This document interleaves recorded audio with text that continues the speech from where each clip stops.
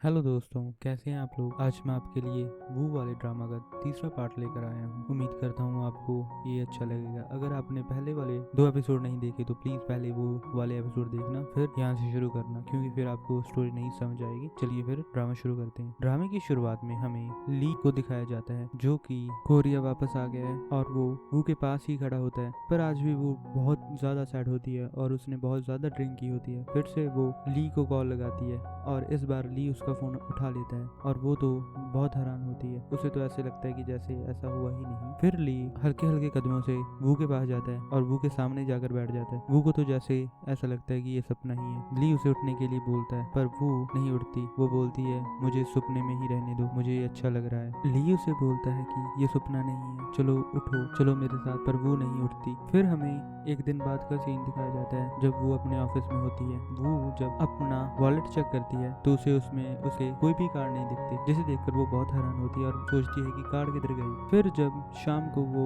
Office से निकलती है तो योंगी को कॉल करती है और उससे पूछती है कि क्या कल मैंने कहीं पंच मारा था, और योंगी बताती है हाँ लीसू को, जिससे सुनकर वो बहुत हैरान होती है और सोचती है कि वो सपना नहीं था, वो सब सच था। फिर पीछे से हमें ली की आवाज सुनाई देती है जो कि वू को पुकार रहा होता है। वू उसे बोलती है तुम यहाँ, और ली उसे बताता है कि तुमने ही तो कहा था मुझे आने के लिए। फिर वू को सारा कुछ याद आ जाता है कि कैसे उसने कल ली को हक किया और कैसे उस पर गुस्सा किया, कैसे उसे मारा, और जब लीसू उसे अपने कंधों पर उठाकर घर पर छोड़ने आया तो कैसे उसने अपने कार्ड उसके मुंह पर मारे। ये सब याद कर कर वो तो बहुत ज्यादा शर्मिंदा हो जाती है और ली को बोलती है कि मैं अपना फोन ले आऊं, मैं तो अपना फोन ऑफिस में ही भूल आई। और ली उसे बोलता है कि क्या तुम्हारा हाथ तुम्हारा ऑफिस है, क्योंकि तुम्हारा फोन तो तुम्हारे हाथ पे है। और उसे पूछता है कि तुम कल वाली पेमेंट कैसे करोगी। वो उसे कहीं पर ले जाती है और बैठकर उसके साथ बातें करने लग जाती है। ली को वो बोलती है कि जो भी कल मैंने किया वो तो मुझे मत बताना, मैं तो पहले से ही बहुत शर्मिंदा हूँ। ली उसे पूछता है कि तुम ये जॉब क्यों कर रही हो, क्या तुमने राइटर या कैलीग्राफर नहीं बनना था। वो उसे बोलती है कि जो सोचते हैं वो कभी होता नहीं, सर्वाइव करने के लिए कुछ तो करना ही पड़ेगा। फिर ली उसे बोलता है कि लाइफ में बहुत सारी ऐसी चीजें हैं जो हम नहीं चूज कर पाते, जैसे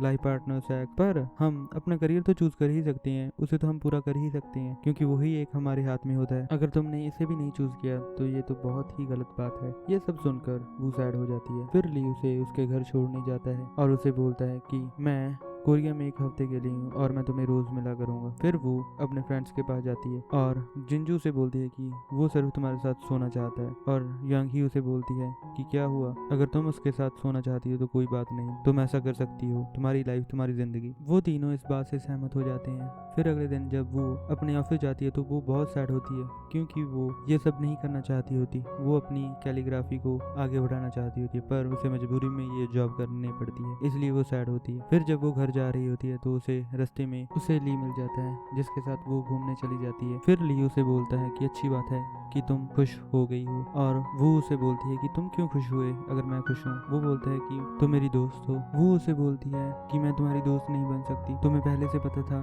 कि मैं तुम्हें पसंद करती हूँ। ली उसे बोलता है ऐसा मत बोलो, चाहे कुछ भी हो जाए, मैं जहाँ भी हूँ मैं तुम्हें बहुत मिस करता हूँ एक दोस्त की तरह। वो उसे बोलती है कि मैं तुम्हारे साथ दोस्ती नहीं रख सकती, कि चलो खत्म करते हैं, मैं तुम्हारी दोस्ती और अपनी फीलिंग को खत्म करती हूँ। ली उसे बोलता भी है ऐसा मत करो, पर वो नहीं मानती और उसे बोलती है कि मैंने अपना फैसला ले लिया, अब तुम यहाँ से जा सकती हो। जब वहाँ से ली जाता है तो वो को जिंजू का कॉल आ जाता है और जिंजू से मिलने के लिए बुलाती हैं। वो तीनों एक जगह इकट्ठी होती हैं जहाँ पर और भी लोग बैठे होते हैं। वो वहाँ पर गाना सुन रहे होते हैं और वो जिंजू से पूछती है तुमने बहुत सही टाइम पर फोन किया, और यंग ही उसे बता देती है कि उन्हें ली ने कॉल कर दिया था। फिर वो रोने लग जाती है और बोलती है मैं दूसरी बार रिजेक्ट हो गई, और वो बहुत रोती है। सारे लोग उसकी तरफ ही देखने लग जाते हैं। योंगी उसे बोलती है रो लो, कोई बात नहीं, हम तुम्हारे लिए एम्बेरसमेंट झेल लेंगे। उसके बाद फिर से वू का वही काम शुरू हो जाता है। वो ज्यादा शराब पीती और फिर ली को फोन लगाने लग जाती और उसे कुछ न कुछ बोलने लग जाती। फिर 3 साल गुजर जाते हैं। वू का तो वही हाल रहता है और वो वैसे ही ली को फोन लगाती है और बोलती है कि एक बार मेरे साथ आ जाओ, मुझे एक बार ही लाइक कर लो प्लीज। और हम देखते हैं कि उसकी कॉल दूसरी साइड कोई सुन रहा होता है। ये हमें दिखाया नहीं जाता वो कौन होता है, और ये हम आगे जानेंगे कि वो बंदा कौन था।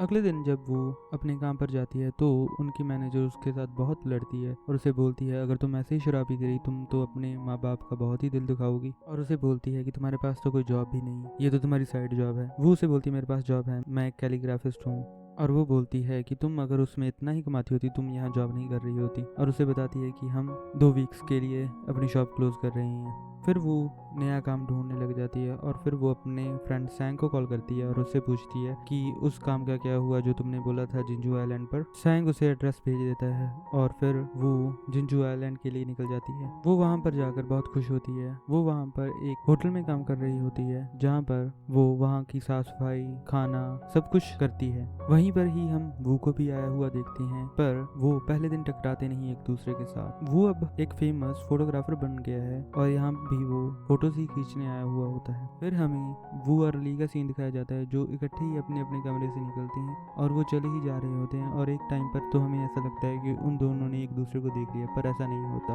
वू ने तो एक कैट को देखा होता है और ली ने एक कुत्ते के पू को अपने पैर से क्रश कर दिया होता है। उधर ली भी अपने रूम में चला जाता है अपने शूज चेंज करने के लिए, और उधर वू भी उसके कमरे में आ जाती है, पर दोनों अलग अलग कमरे में होते हैं। वू गलती से ली की स्लीपिंग पिल्स अपनी बास्केट में गिराकर ले जाती है और फिर से ये एक दूसरे को देख नहीं पाती। ये एपिसोड यहीं खत्म होता है और अगले एपिसोड में एक नया कैरेक्टर भी इंट्रोड्यूस होगा, इसलिए अगले एपिसोड को भी जरूर देखना और इस चैनल को लाइक, सब्सक्राइब सब कुछ कर देना और शेयर भी कर देना, जिससे हमारी बहुत मदद होगी। और प्लीज अपने कमेंट जरूर छोड़ कर जाना, जिससे हमें कुछ ना कुछ सजेशन जरूर मिलेगी। धन्यवाद, मिलते हैं नेक्स्ट वीडियो में।